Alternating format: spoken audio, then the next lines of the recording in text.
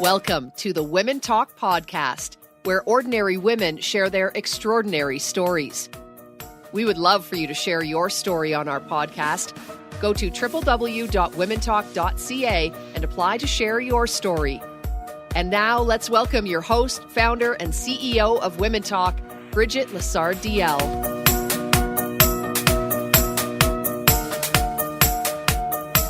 Thank you for joining me today because I have an amazing guest, Brenda Hammon. Brenda is an amazing woman on a mission to break the silence. Brenda has written many books and is a best-selling author.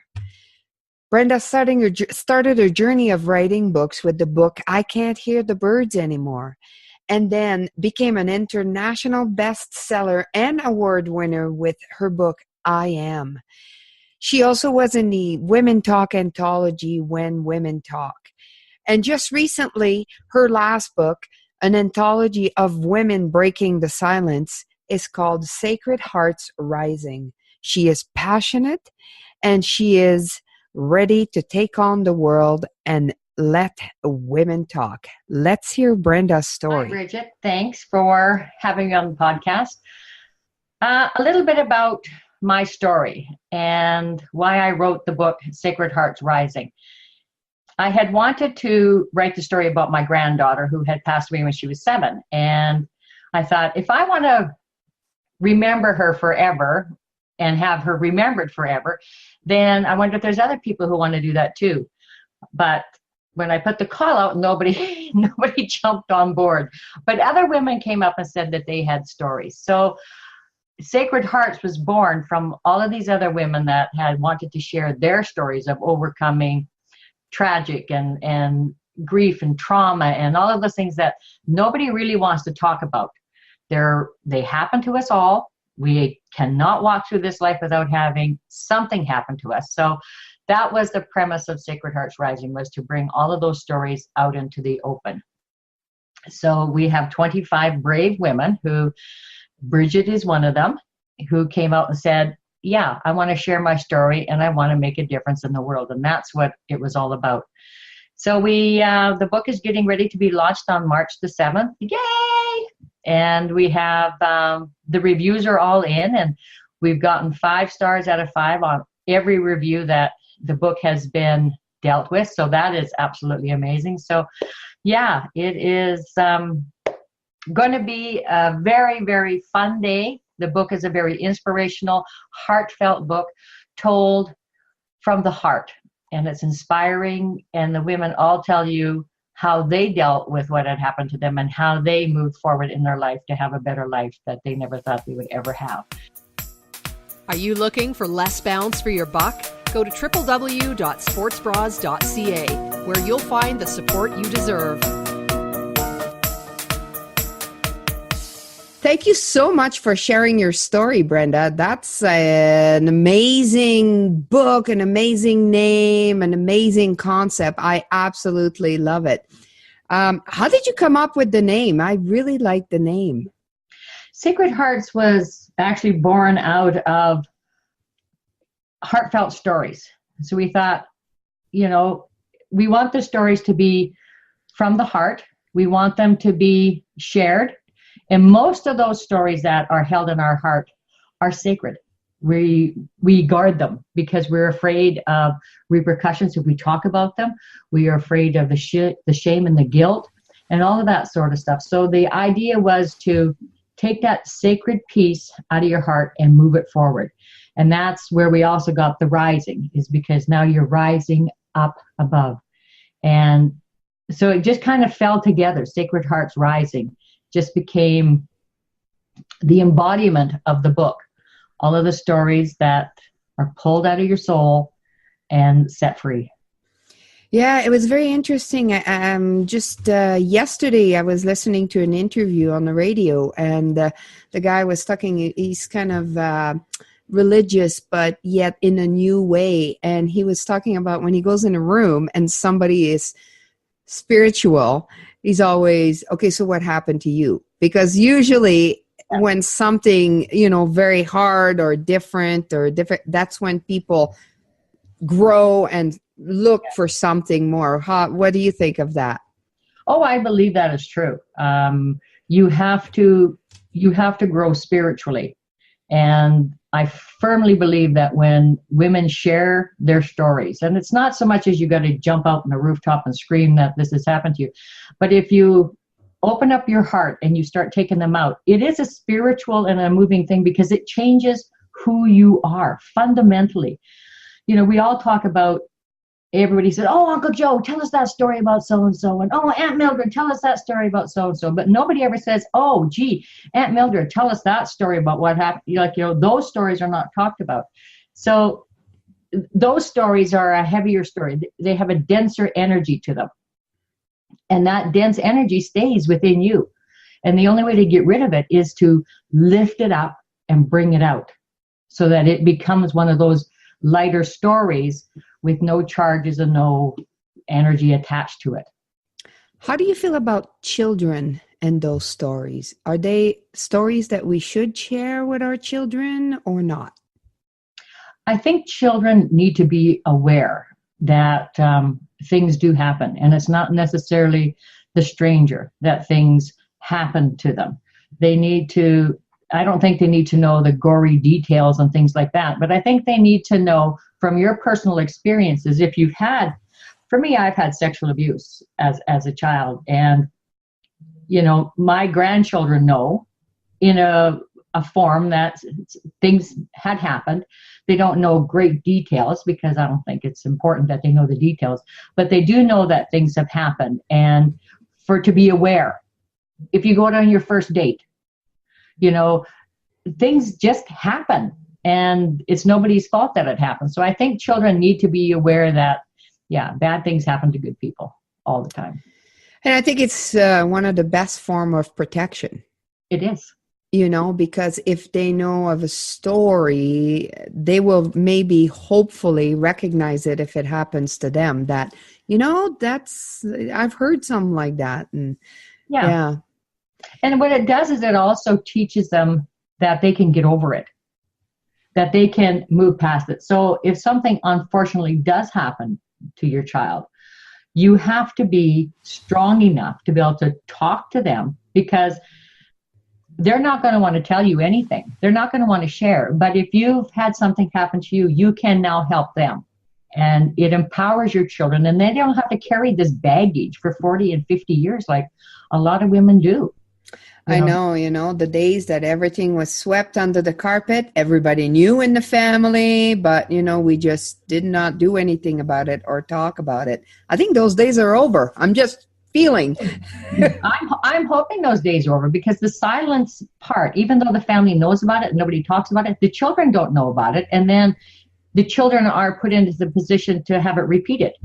Yeah. So, yeah, knowledge is powerful, and not all knowledge is necessary, but the bare bones of, yeah, this stuff can happen. And no, you're not going to Uncle Fred's place because, you know, Uncle Fred does, you know, things that aren't very nice. And yeah. Now, how many women in your anthology?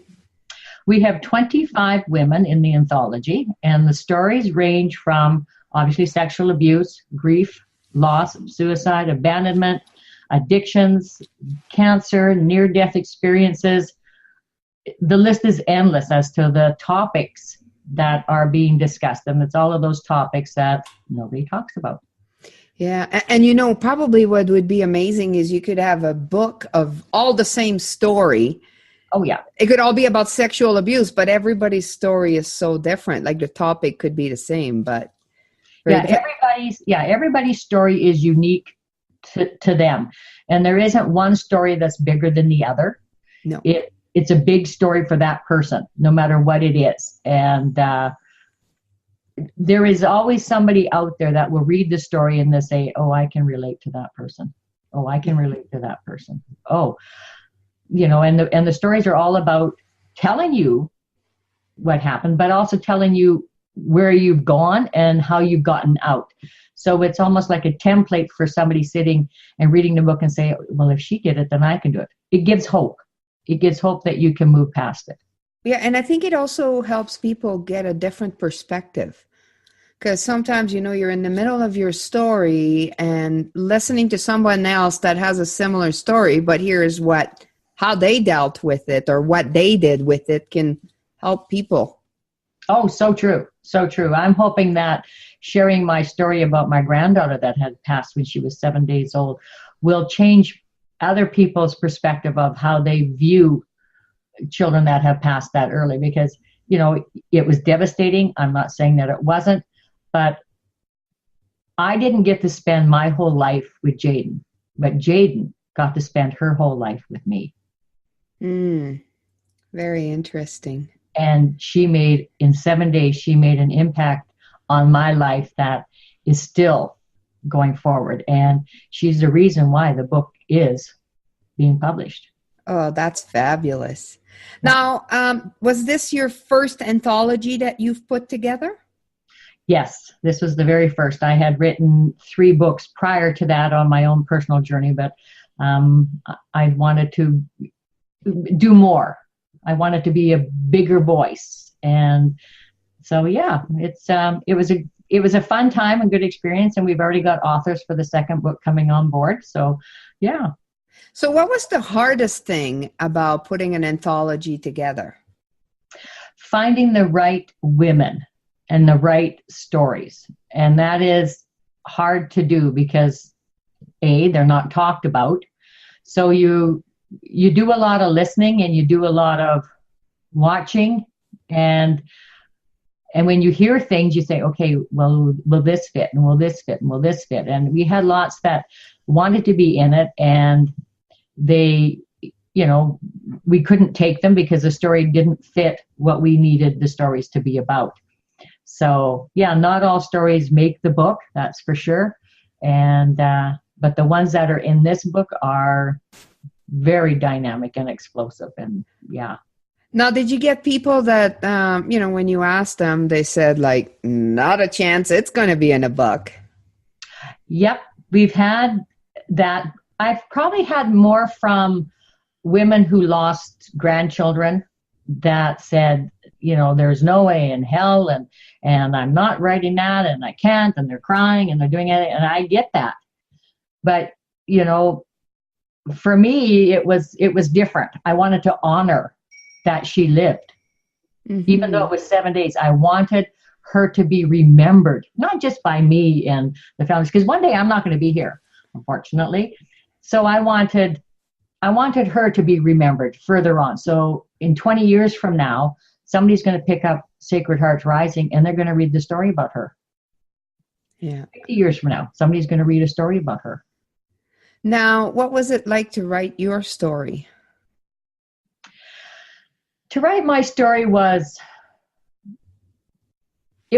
emotional in the way that I had to transport myself back to 16 years ago and to relive all of the emotions and to watch my daughter suffer the most horrific pain in a woman's life, and me as her mother not being able to help her as a mother couldn't help her own daughter.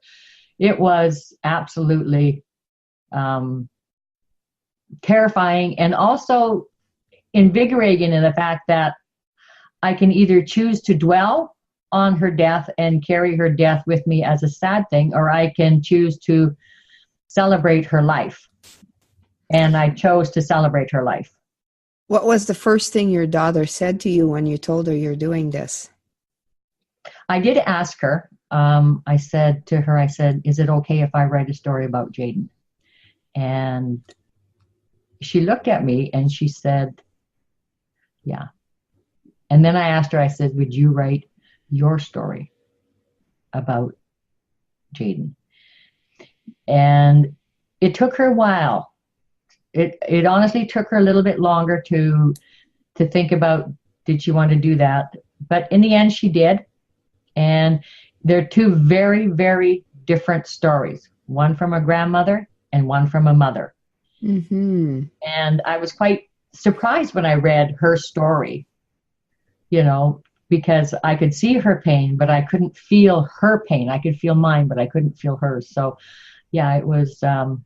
Oh, that's kind of beautiful, actually. It's going to be really interesting to see The different, because it's very different. I just had two talkers at one of my women talking. It was a mother-daughter, and the daughter was in a severe car accident and in the hospital for a year. And they both shared, they both shared their stories from their perspective. And it's very interesting to see the dynamics. Yeah, it is. It was, very interesting is a good word. Did it change your relationship with her? I think it changed her relationship with the grief that she had held in her heart.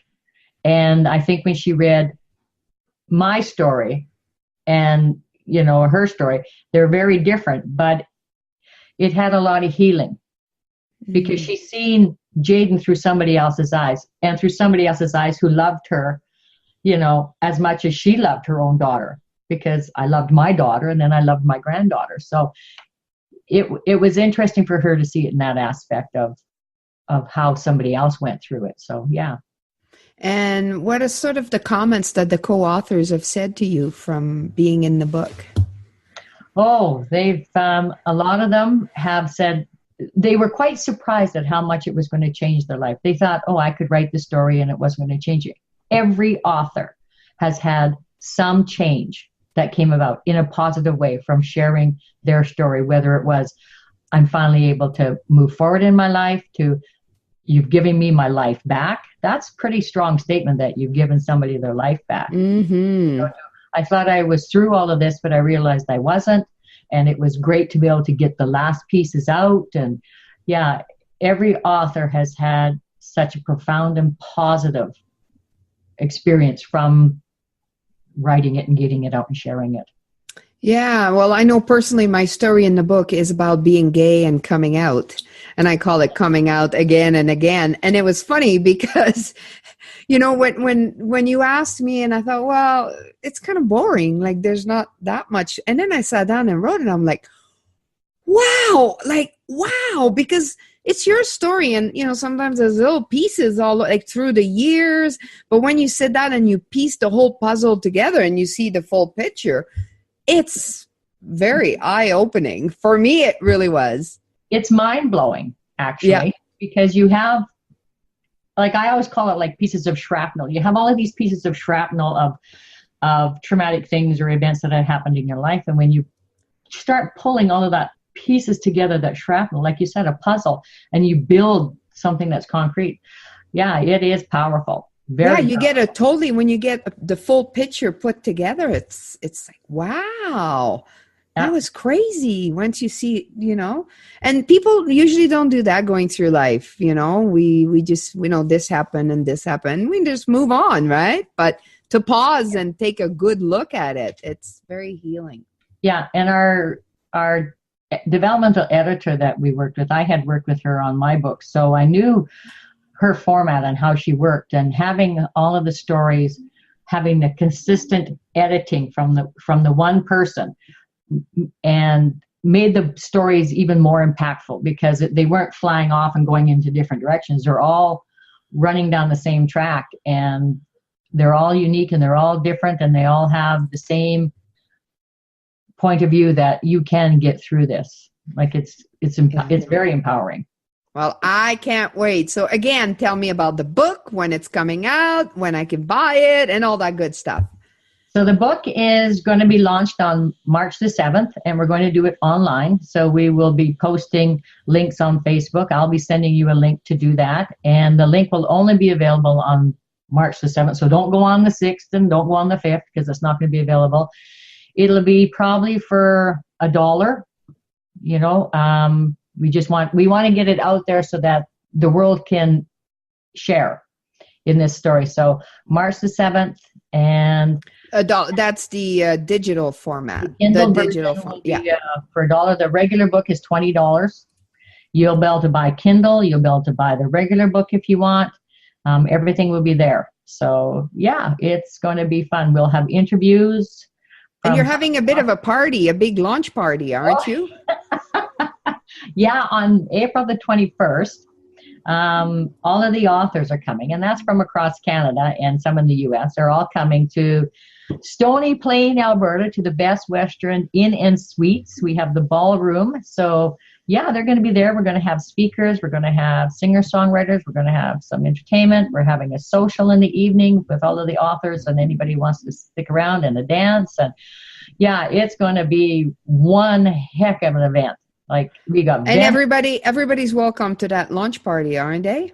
Everybody is welcome. The tickets are available right now at early bird pricing at sacredheartsrising.com.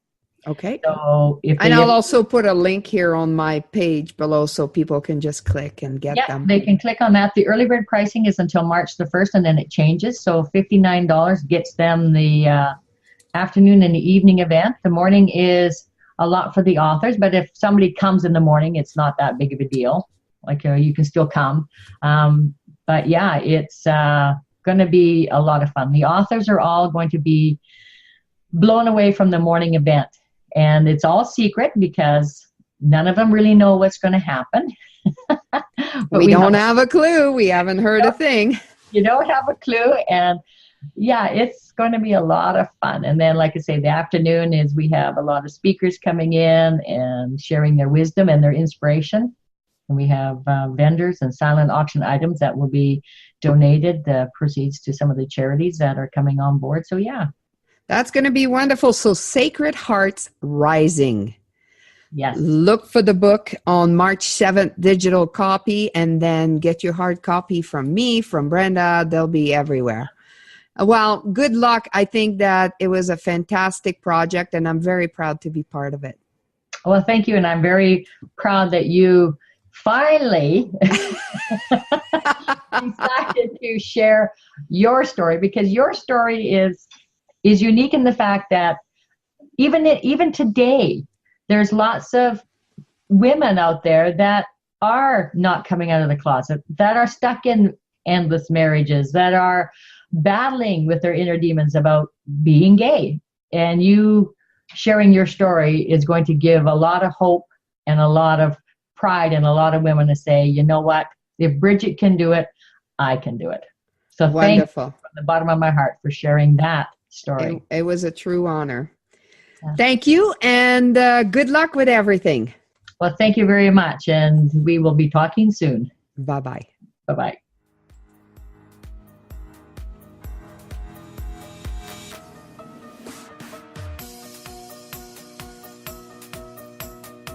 Do you have a story you're burning to share with our audience? Go to womentalk.ca today and apply to be on our podcast.